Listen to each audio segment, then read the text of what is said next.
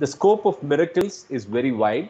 Even the animal world is not exempt from the possibility of miracles.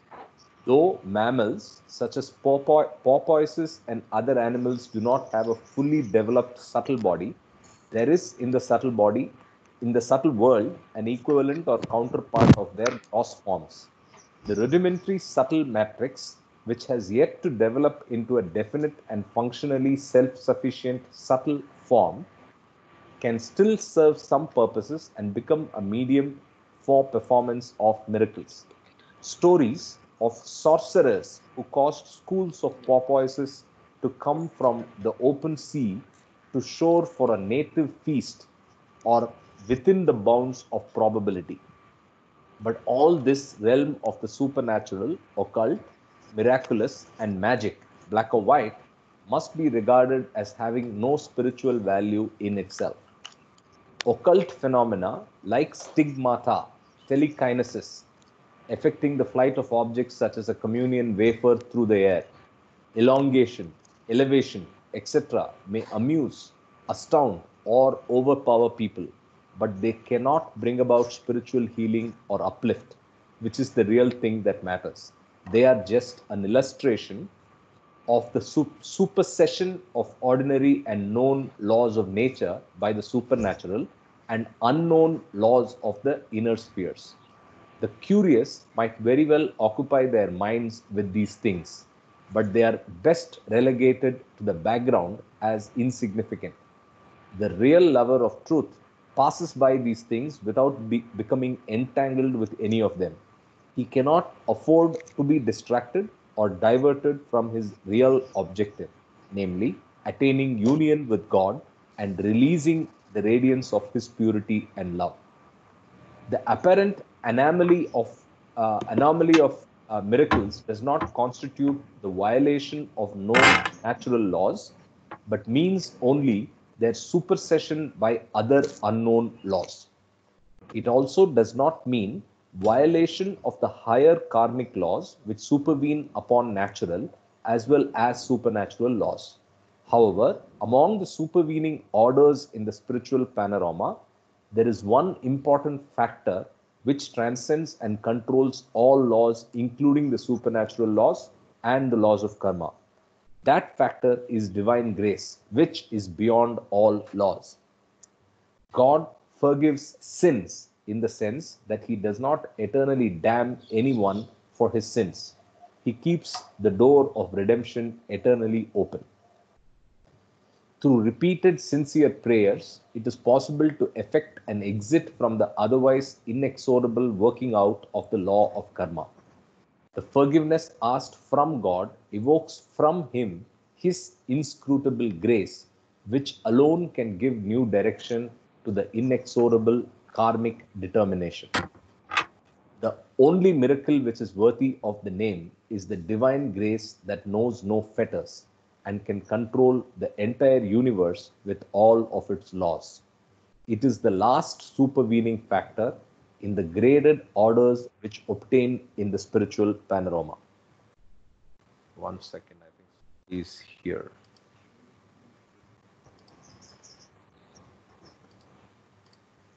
Yes, Rahul.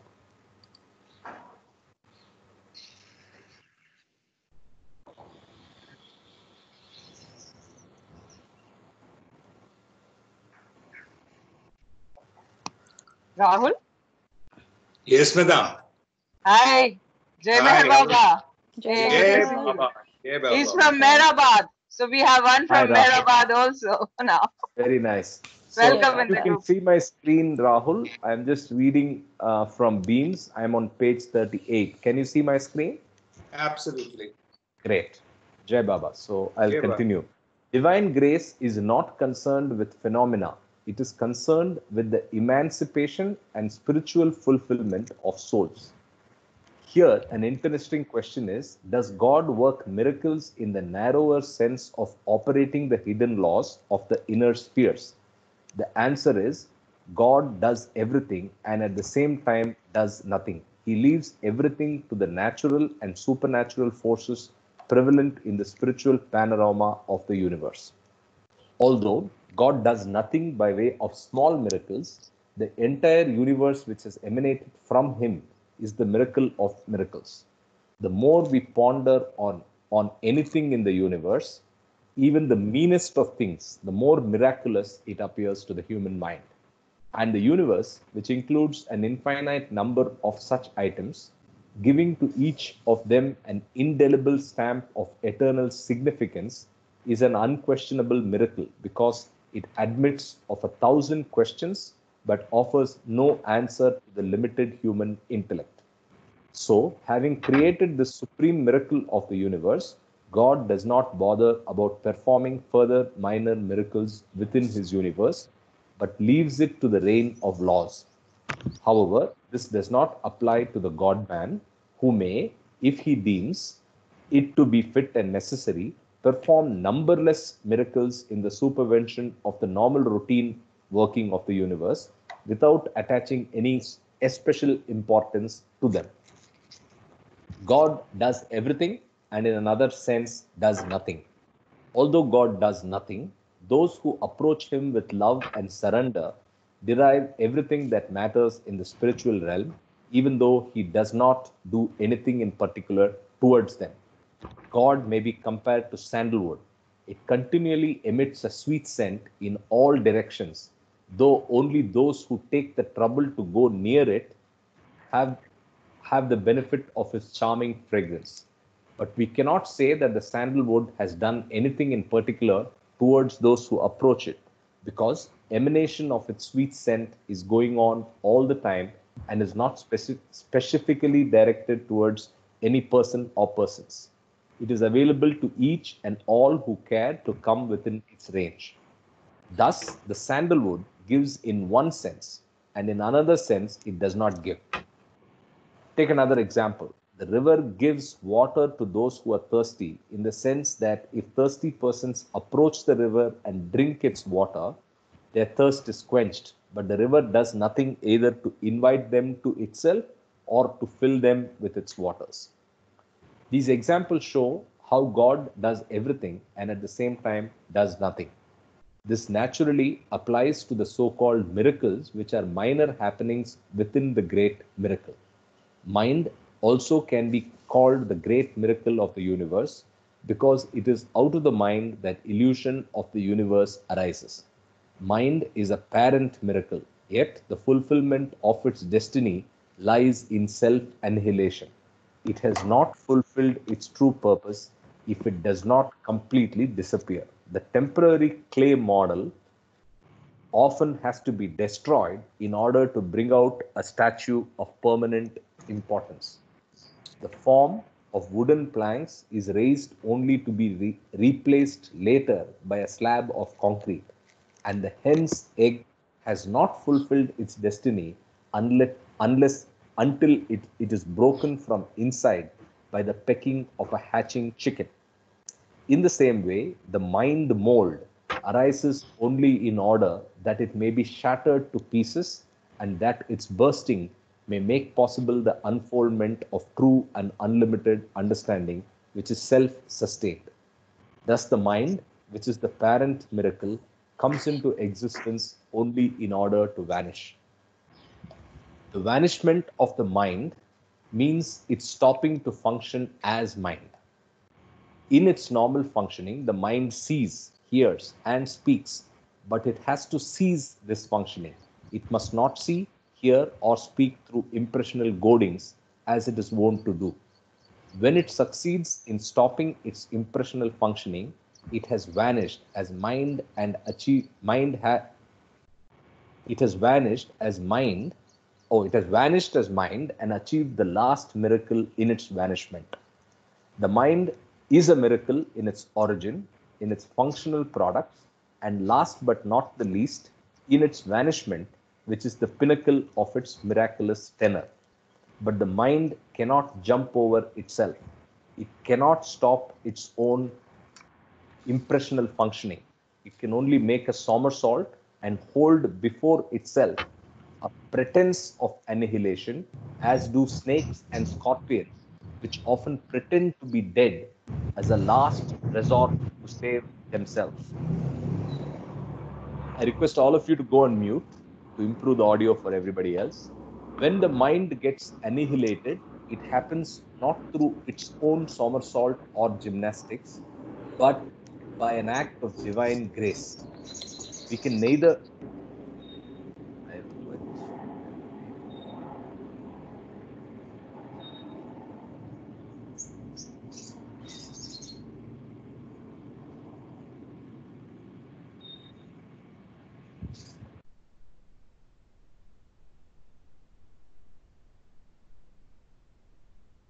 When the mind gets annihilated, it happens not through its own somersault or gymnastics, but by an act of divine grace. We can neither deny nor explain this divine grace, which transcends all of the graded orders together with all their laws in the spiritual panorama. With the wiping out of the mind, there is wiping out of all minor and major miracles. This is the only miracle worthy of the name and which is spiritually necessary. All other miracles, despite their imposing gradations in the panorama, are like the evanescent waves which rise and fall on the surface of the ocean without being able to fathom its immeasurable depths. The miracle of wiping out of the mind brings with it complete disappearance of all forms of manyness, the many divisions of which the mind makes too much and in which it becomes enmeshed are all within the domain of the illusion or the self-created objects of the mind. Within the domain of the objective world of imagination, there are differences. Example, between the cobra, the tiger, the man, etc. But they are not in the mind, which is the origin of this imagination. All separateness vanishes as soon as the mind, which is the creator of all this separateness, comes to its termination through the act of divine grace. I can take a pause here for any discussions as we close this chapter. You can unmute and talk now. I just muted all briefly, but anybody who wants to say something now can unmute selectively. So I just thought of one more simile which people who are close to me might have already heard, like Kama and Mama will know. I've quoted this simile before. The mind is the most difficult thing to handle in our journeys. And the simile that I heard from Dayananda Saraswati is very relevant here. He says the mind is the tool that's required in this journey, and it's very critical because with it only you can crack and make the progress. But it is like a pole vaulter's pole, right? So you need the pole without which you don't get the altitude, because only with the pole you get the height. But after you get the maximum altitude, you have to let go of the pole. Only then will you make the jump, right? So the mind is very, very utilitarian till such point that you gain altitude. And at a point, it has to be left. If you don't leave the pole at the peak, you will just break your bones by falling, right? So you have to let go of the pole. So I think that's a remarkable comparison which can get added to the list of things that Baba has mentioned for the comparison on what the role of the mind is. Any other comments? And welcome to all the new people that joined today, Rahul, Samira. I was in the midst of the thing, so I jumped straight to that. No, thank you so much. I think we're going to enjoy this course altogether. Great. So just as context, we are doing beams as a continuation and as a prelude to getting into discourses. It's a small booklet, so we should be done in 2-3 days. And then we will go to discourses, which Kama has reorganized thematically, which will help us navigate and absorb the understanding better. Kama, you want to say something? Yeah, I think that was a great analogy about the pole. There's another analogy that you can use that I've read is that the mind is like the what do you call when you're doing the building construction, the wood, yes, the scaffolding that's used often. Scaffolding. The scaffolding is put together, but then the scaffolding has no relevance once the building is ready. You have to rip it off for the beauty to be visible and the building to actually look gorgeous. Every building needs a scaffolding, but then the scaffolding is, Exactly. in fact, Baba uses that. He says Yes. wood Yes, in he a has construction. mentioned that. Abstract. Yeah. Right. And the other thing about this particular chapter, which is very, it kind of gives you the big picture of this whole creation about Four all the laws. different laws. Yeah. I think most of the scientists today are struggling with what are the different laws, but he has made it very clear that we have the natural laws, then the supernatural laws, then the law of karma, and the law of divine grace. So we are all having divine grace to be able to do this and understand this. And the third thing is that the mind basically does not exist during the whim, as you know. Only through consciousness, the mind forms. And there is a reason for having this mind because it allows us to go through this reincarnation and involution process. But in the end, you have to let go of the mind. So not to get attached to the mind, it's like your what I call as the supercomputer or the super smartphone. So today, I think we are in a more complicated situation where I feel that we are not only have to deal with our supercomputer, mind. We also have to deal with our smartphone with all the messages that we are getting. So bottom line, as Baba said, I think the one single word that defines this whole journey is manonash, annihilation of the mind. Correct. So I think that's how I summarize this whole chapter.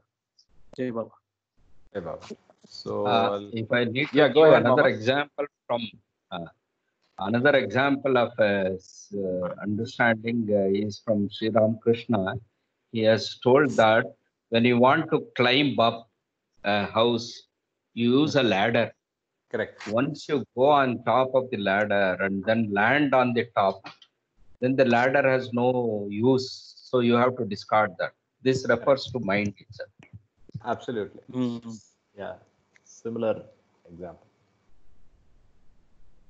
These examples are very profound, right? So even as we finish the meeting, I'm sure a lot of you can take these examples and analogies and keep thinking about them, because that's how you'll unravel and absorb this understanding to, internalize it, right? No thinking, Karthik. Mindless mind. Annihilate the mind. I'm still holding the pole, unfortunately. Be in Manonash free. I'm still holding the pole. I have not got the altitude. So I'm probably running. I'm not even holding the pole. I'm just running with the pole, right? Okay. So I'm continuing. Equation of body and soul. No, No, it is a Karthik, sequence.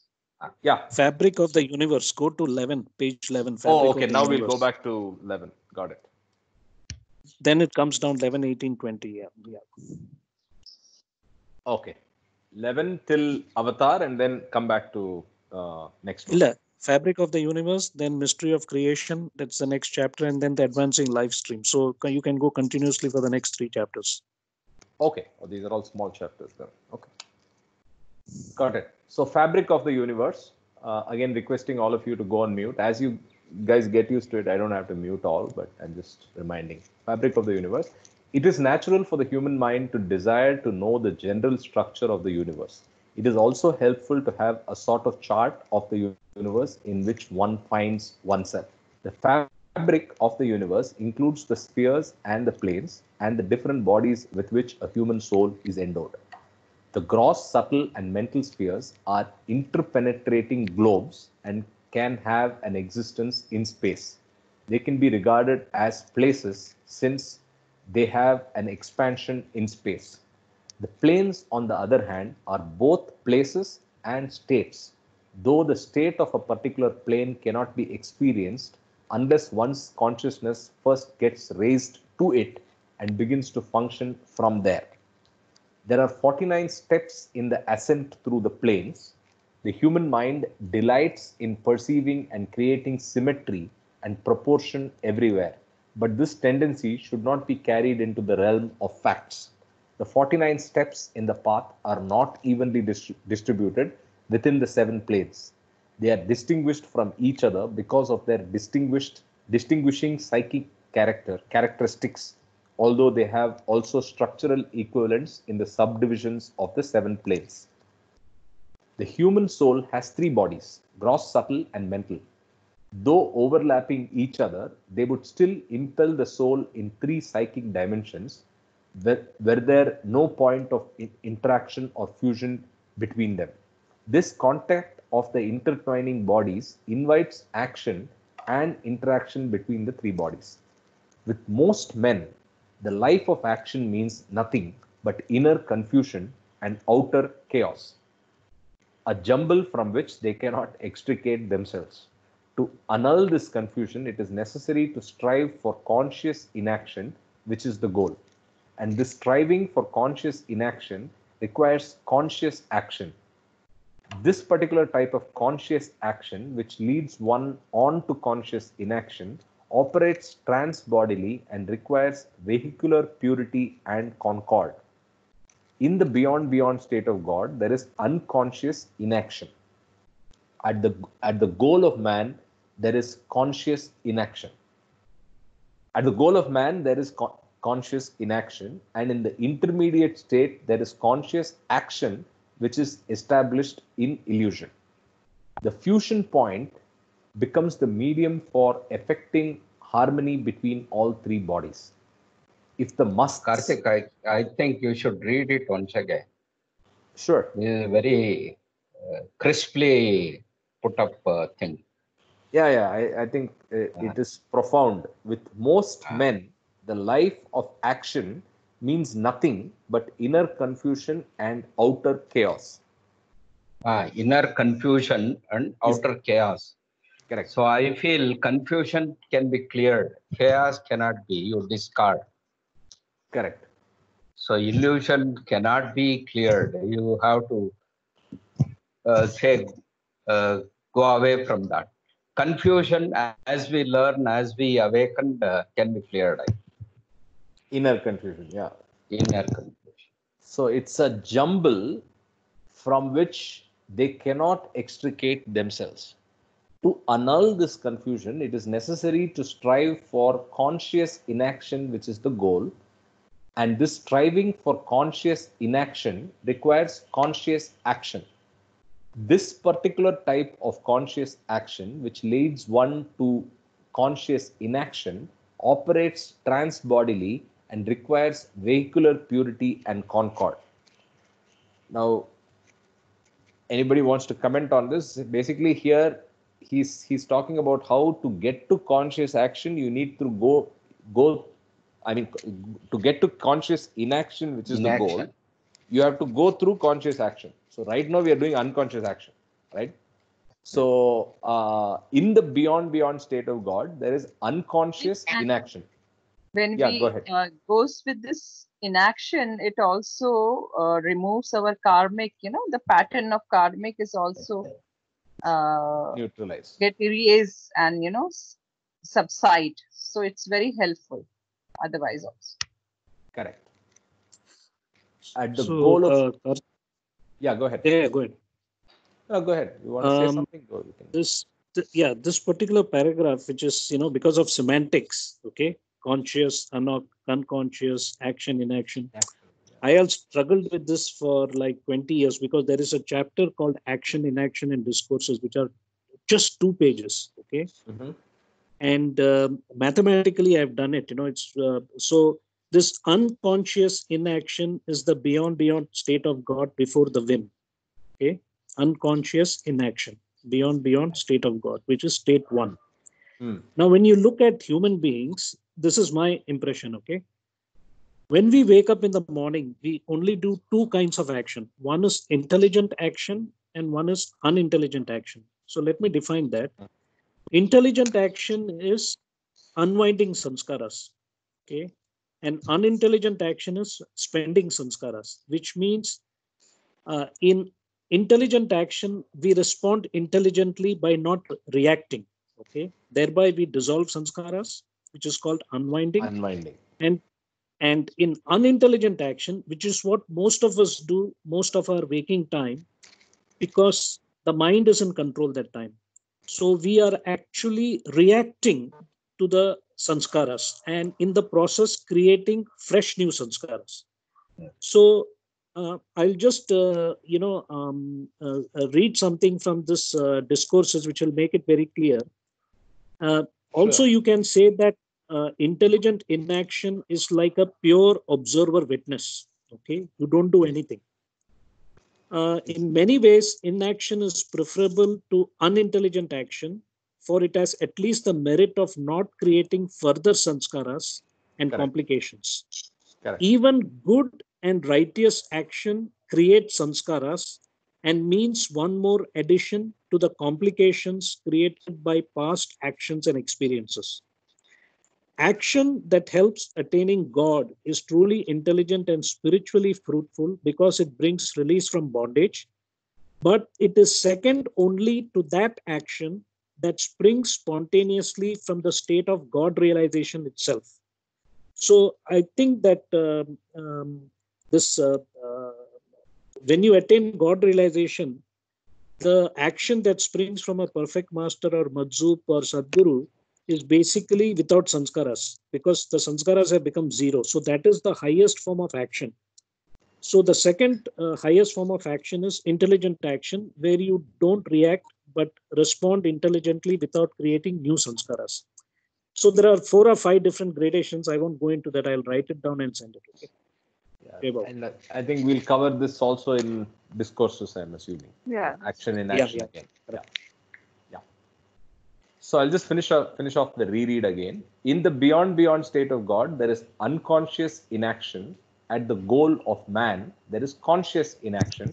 And in the intermediate state, there is conscious action, which is established in illusion. So like Kama said, conscious action is nothing but you're playing into your impressions and creating more or spending them. Yeah. The fusion point becomes the medium for effecting harmony between all three bodies. If the musts, God intoxicated souls, are to be brought down from the mental to the subtle or from the subtle to the gross, this has to be effected through the contact of intertwinement. This fusion point also brings all three bodies under the control of what is sometimes called the universal body, which is the seat of the universal mind. The higher bodies function either by impersonal and unconscious forces or by conscious forces. Kundalini is a latent power in the higher body. When awakened, it pierces through 6 chakras or functional centers and activates them. Without a master, awakening of the Kundalini cannot take anyone very far on the path. And such indiscriminate or premature awakening is fraught with dangers of self-deception as well as misuse of powers.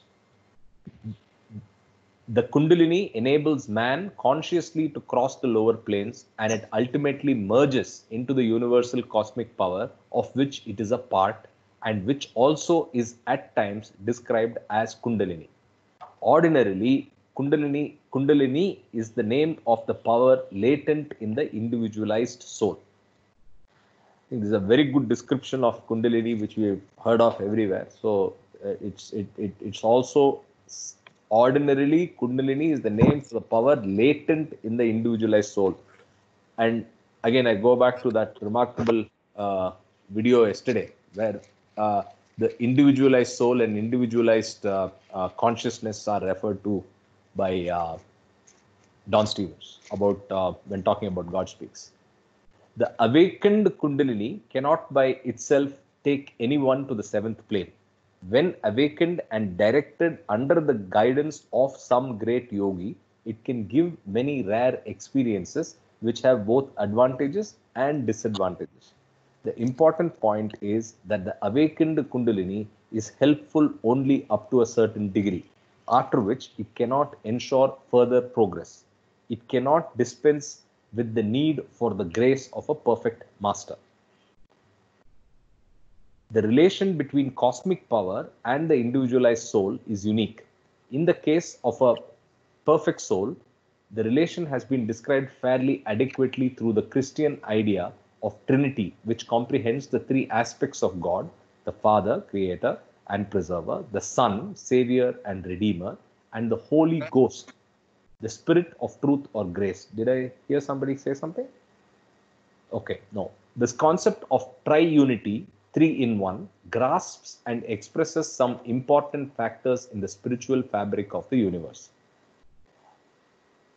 It should not be artificially equated with the Vedantic trinity of the creator, preserver, and destroyer, which reveals the fabric of the universe from a different point of view. All these are different ways of understanding the unitary and omnipotent power in the cosmos.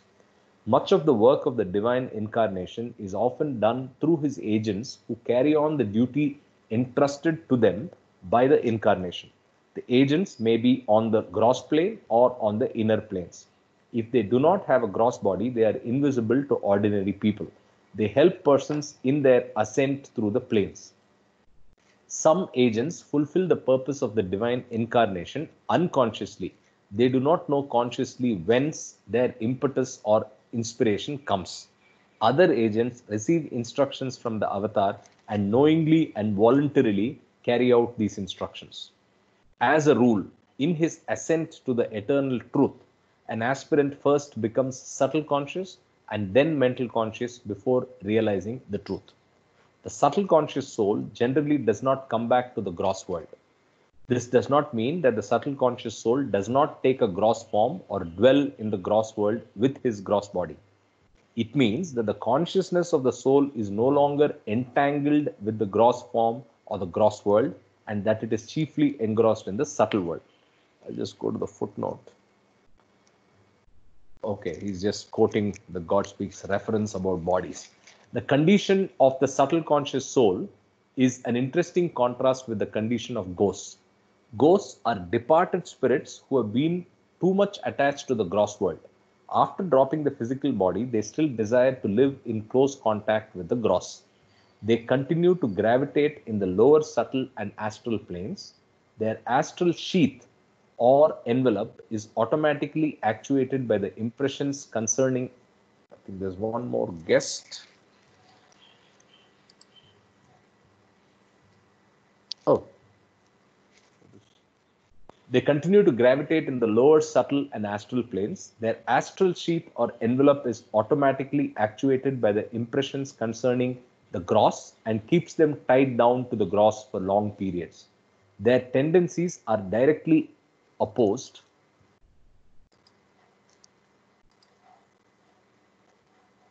Is there...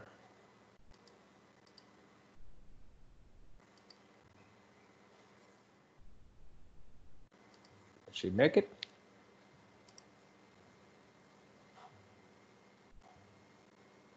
Yeah.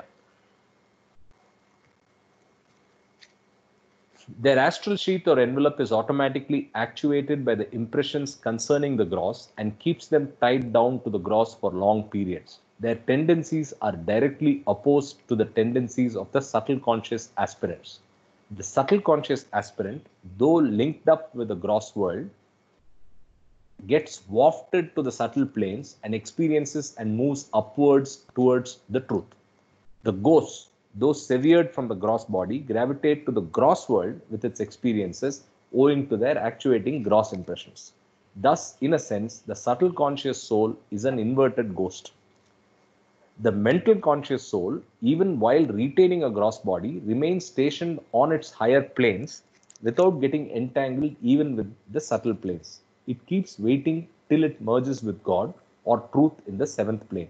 After merger, the soul may remain immersed in the bliss of God realization and become a mazub, or come down to the lower planes of duality for work without losing its realization of the unitary truth and become a perfect master. Whether a particular God realized soul becomes mazub or a perfect master is a matter decided by the initial urge in creation. These varieties of terminal states, whether a particular God realized soul becomes a mazub or a perfect master, is a matter decided by the initial urge in creation. So this kind of answers Sunil's question on the numbers. We were wondering about the arithmetic, right? So the particular the numbers are stacked against us is what we were thinking. So we'll just become a mazub and not come down, right? So that could be. I hope I'm making sense to you, Sunil. We were talking about numbers 2-3 days back. Actually, the Madzub state is also very less. most souls will go obviously. into more nirvana state. Okay. Very few will go from nirvana to nirvikalpa samadhi, which is what is Majzup. Majzub. Okay. Then Majzup becomes, either Jivan Mukta Paramahamsa, and then finally, or go straight to being a perfect master. So the numbers are very fixed in a way. As Baba said, there are 56 God realized souls at a time on planet Earth, out of which 5 are perfect masters. So the rest are distributed between mostly Majzups or being a Jivan Mukta or Paramahamsa. Got it. Yeah. So these varieties of terminal states are not subject to sanskaric or impressional determination. In both terminal states, there is no trace of any binding impressions. However, the entire fabric of the universe serves but one purpose, namely realization of God. Next is the mystery of creation. God is the creator, preserver, and destroyer of the universe, which emanates from him, is sustained by him in his own being, and also is reabsorbed in him. God alone is real, and the universe is in the domain of illusion, even though it is the manifestation of God himself. The world or creation comes out of the eternal and infinite being of God through the creation point, which is referred to as Om. No one can attain lasting peace unless he contacts and transcends this Om point. We therefore find the sacred symbol Om often appearing in juxtaposition with the word Shantihi, which means peace. The phonetic similarity between Om, Amin, and Amen is suggestive of many things. The sacred words Amin and Amen are frequent at the end of Muslim and Christian prayers. They both mean so be it. Coming from a man, so be it is a blessing or a wish. But coming from God, it is creation. Creation is God's Amin or Amen. That is, an immediate and instantaneous fulfilling of his will into actuality.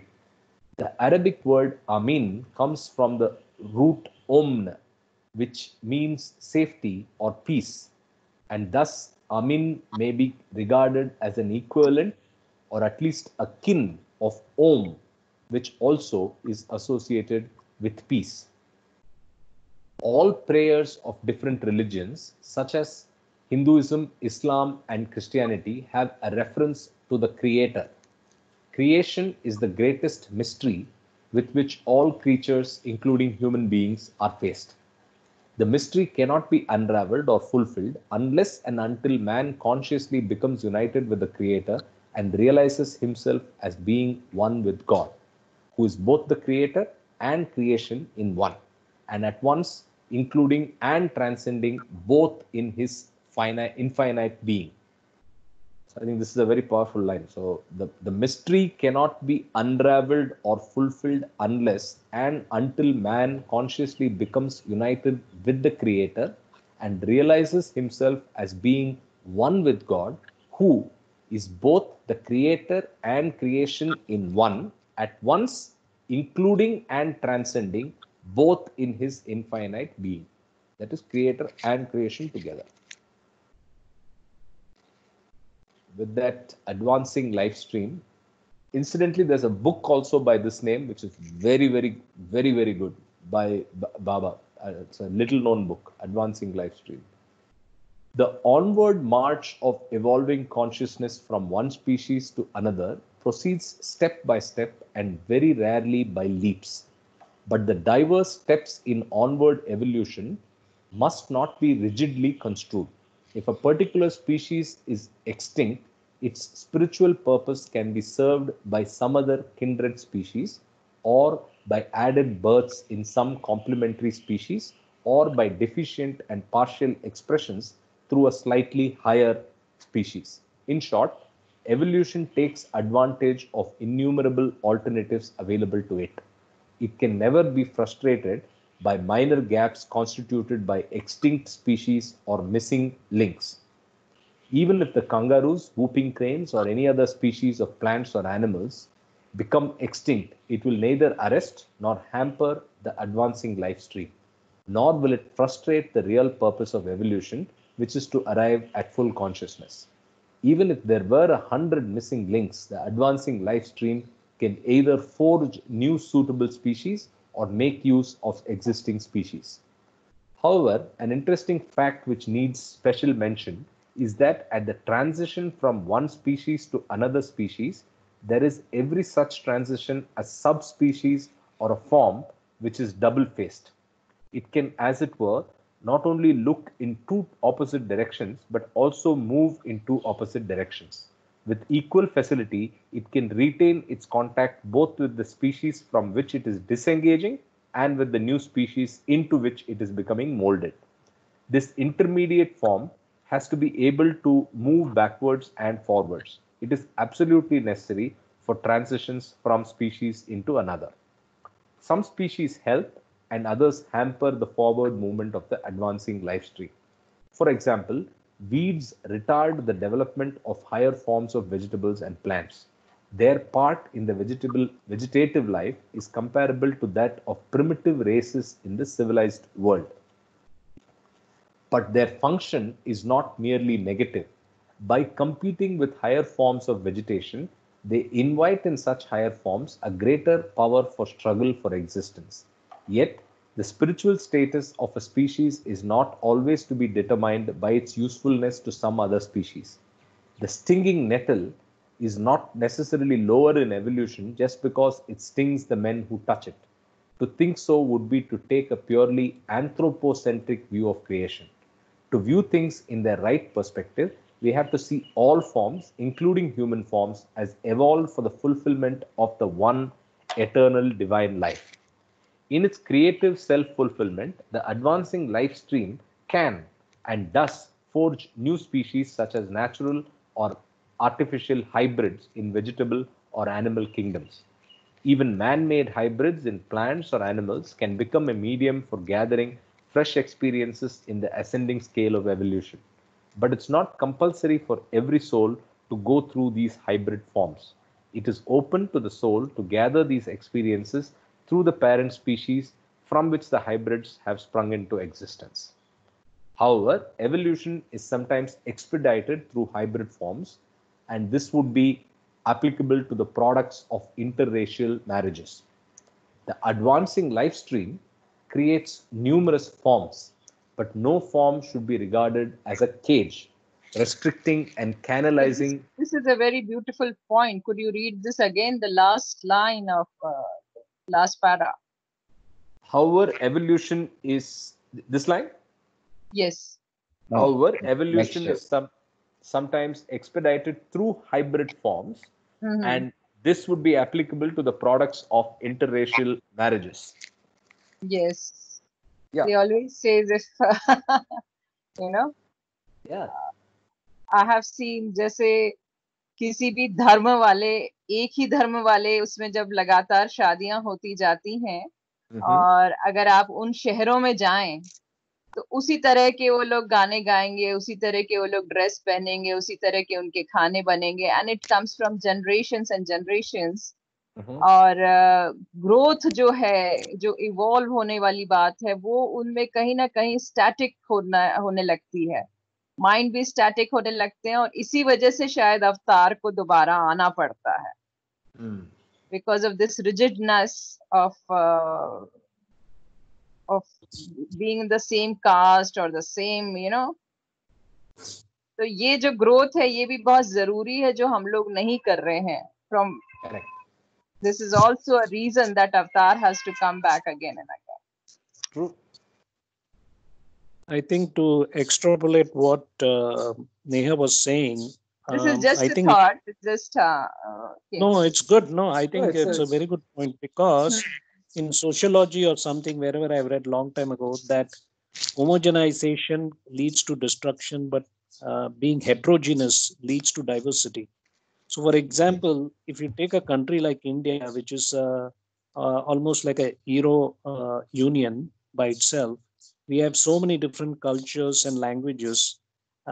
Prior to like 200, 300 years earlier, everybody married within their state because they could not travel.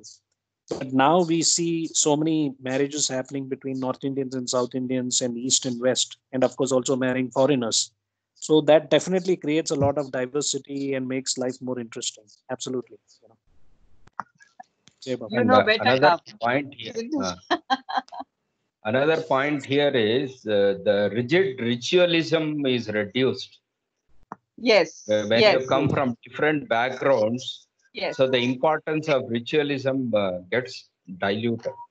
Questioned and diluted and then morphed into newer things. Correct? Yes, yes. Perfect. So I'll continue. The advancing life stream creates numerous forms, but no form should be regarded as a cage, restricting and canalizing the gathering of experiences in a manner that would exclude intercommunion with other forms of the same species or even with forms of other species. Human beings communicate with each other and evolve together by an interchange of experiences. In the same way, intercommunication of some type is an important factor even in the world of plants and animals. Exchange of experiences and evolving together are not necessarily conditioned by the use of spoken or written language, which facilitates profiting by each other's experiences.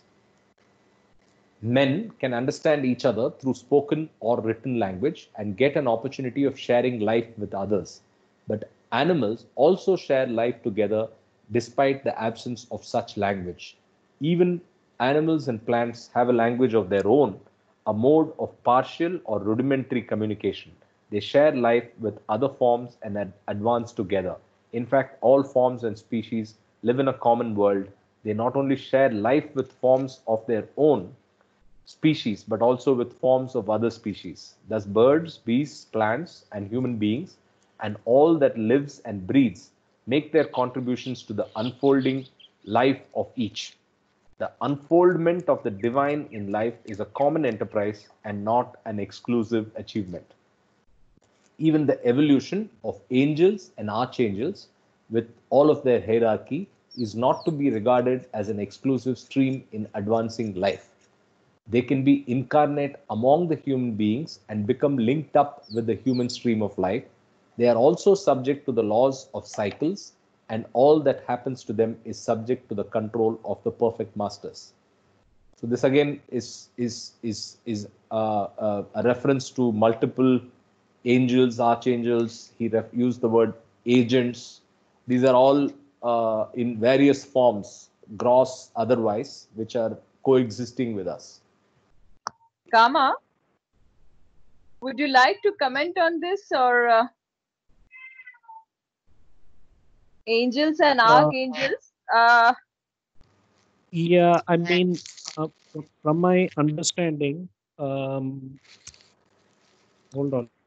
From my understanding, basically, there are many different realms. I mean, I'm not an expert on this, but they are in different realms, but they are not God realized. And they actually, from what I've read, is they actually help people here. Like, we are all kind of surrounded by couple of souls or something, archangels, which protect us in different situations.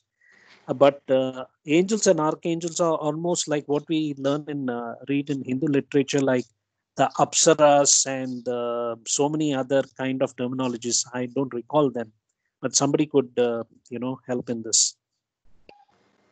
Yeah, so I think they do exist because Baba is, in fact, Baba I'm missing mentioned Tushar about here. them. That's where I paused. So this is an acknowledgement of what he's been saying, but then it's said in a different way. That's all, right? So there is existence of multiple forms, and there is a hierarchy, as he's acknowledging here. And further, when we read earlier in the morning, there was also reference that all of them are basically doing the bidding of the perfect master or the God man. So finally, they are not acting independently, and their goal is also to further the cause of the life stream, which is basically the evolution of consciousness, which is also their objective. So I think this is fascinating. But there is one more thing I would like to add is unless even the archangels and all these different entities in different realms, they have to still come to earth to become God realized. And Neha can help me in this. Before that book by Nan Umrigar came, Sounds of Silence, there was a book written by this other lady who had lost two of her sons. It's The called law of the spiritual Khurshid world. Bhavnagari. The law of the spiritual world. yes. So that's a very interesting read, to kind of look at this. And I was also wondering whether you need to take, for example, if we leave our gross body and go into the astral, there is also a choice that one can keep living there and enjoying the fruits of whatever that particular realm is based on your karma. But eventually everyone has to come to earth and take a human form if they need to attain nirvana or God realization. So there is a different kind of realm where you can actually hang out, like I say. Yeah. Yes, it's been explained by Baba also. It's just,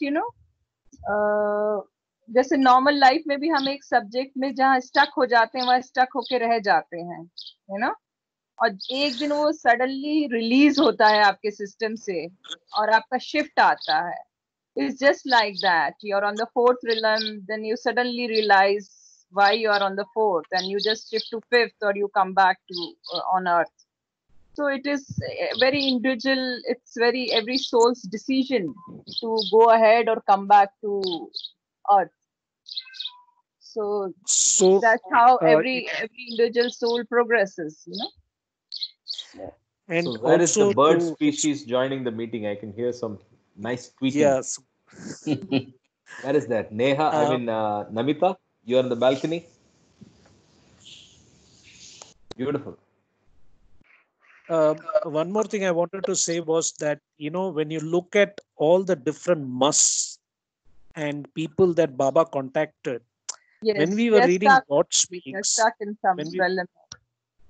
when we were reading God Speaks, if you remember, Baba had talked about some of the individuals in between planes. Okay. So yes. Basically between fourth and third and second and third plane and so on and so forth, because as you saw, there are 49 different degrees in those 7 planes of involution. And these 49 degrees, as you know, 49 is 7 square. 7 into 7 is 49. So you can almost think, when I read that Bhavnagari's book, in that book, it said that each plane can be approximately considered as having 7 different subplanes, in a way. Yes, even though in this, they have explained each and every plane and how it progresses, and how it looks, the entire place, the design. They explain everything. It's a beautiful book to read.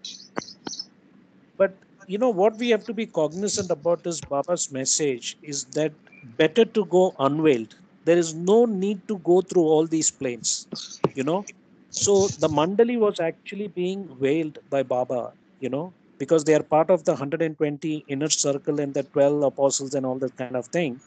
But we don't need to go through all these planes as such, And the fact that we have Baba to guide us, we can actually reach, self-actualization or, mukti, which is ordinary mukti, which is called moksha, where you only have bliss, or you can go into nirvana and so on and so forth. And again, it's explained here, as you saw, that who becomes what is all based on the original whim, what happened during the initial urge. So I think what we need to cognizant about is we just need to focus on manonash, annihilation of the mind. Love is already latent in us. Divine love is already latent in us. It's the ego which is preventing us from awakening that divinity. Hey, Baba.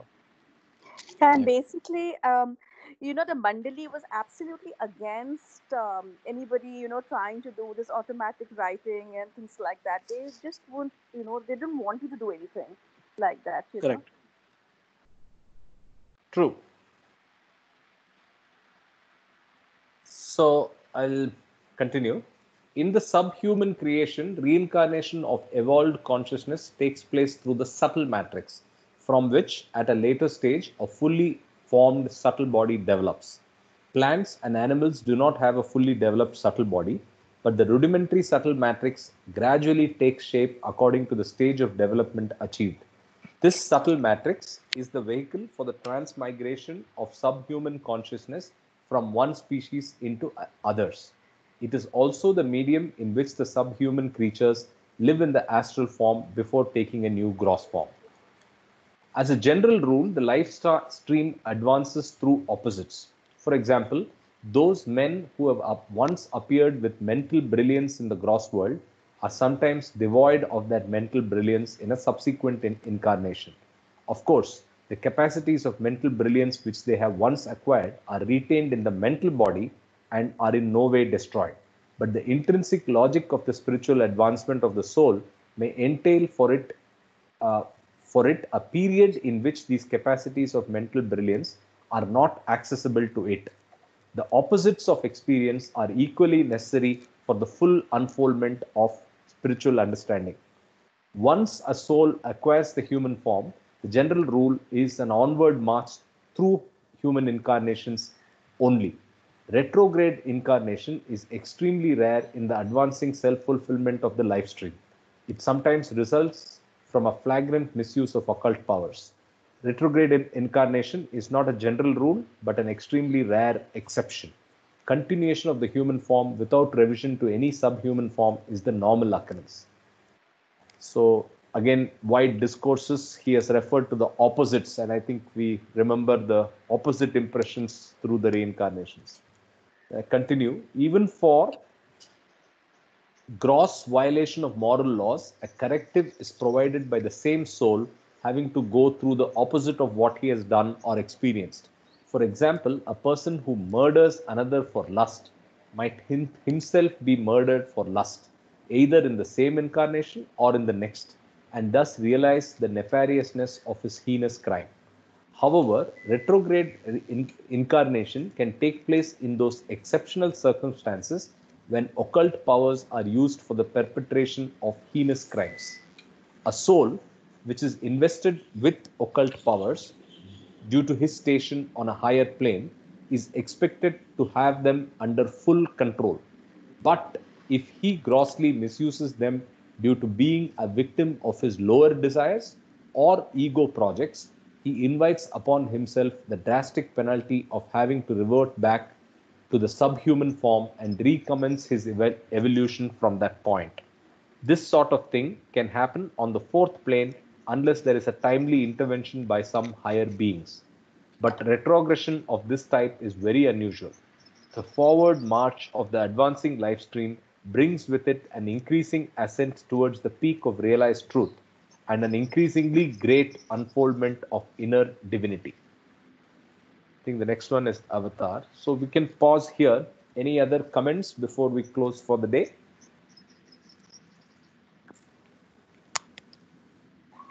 Any comments from the new entrants? Yes. Welcome to all of you. Yeah, I have one question. I have 2-3 questions, but if you can answer, one of them is, what are conscious and unconscious actions? What do we mean by that? Yes. I think it is a matter of semantics. Like I said, the way I understand, conscious action, in fact, you should put it as intelligent action or unintelligent action.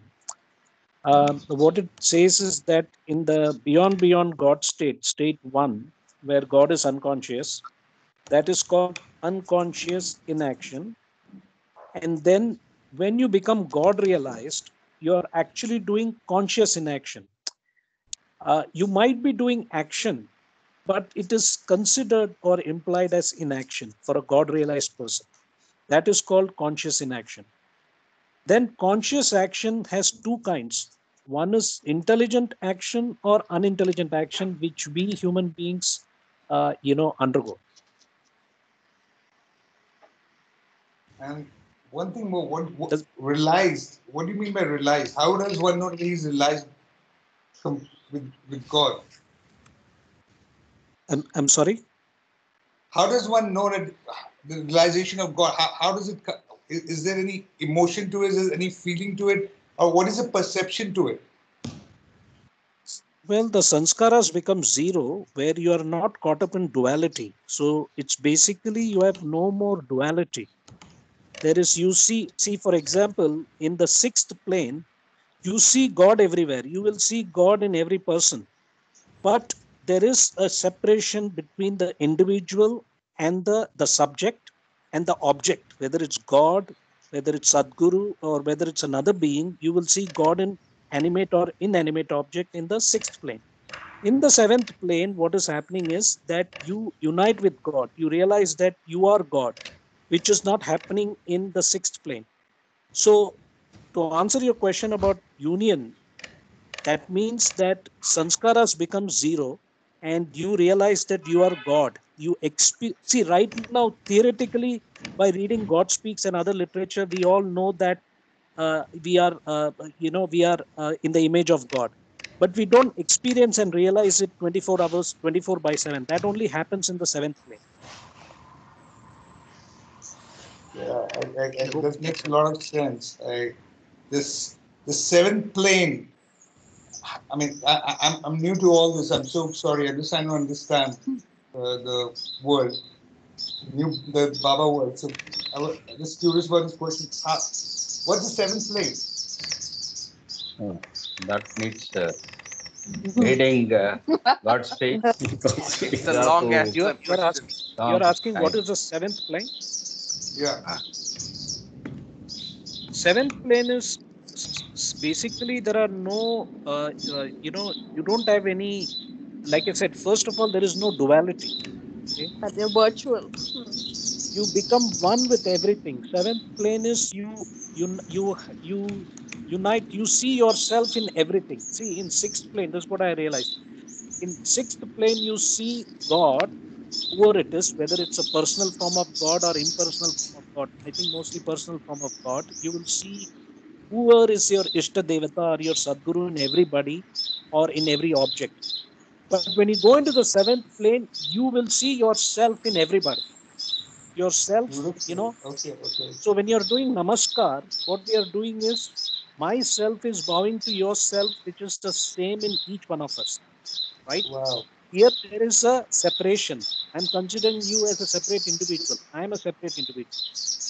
But when you go into the seventh plane, you will not even have the differentiation that you and the other person are different. You become one. Okay. This is just my intellectual explanation to you. Okay? No, it just makes absolute sense. I'm just trying to. It makes sense to me as of now. Okay, so welcome again to all the newcomers, and you can also actively participate in the posts and read the old posts about God Speaks. As we said, we'll finish Beams maybe in another 2-3 days, and then go to discourses, right? So that's about it. Yeah, sure. Go ahead, Kama. One question.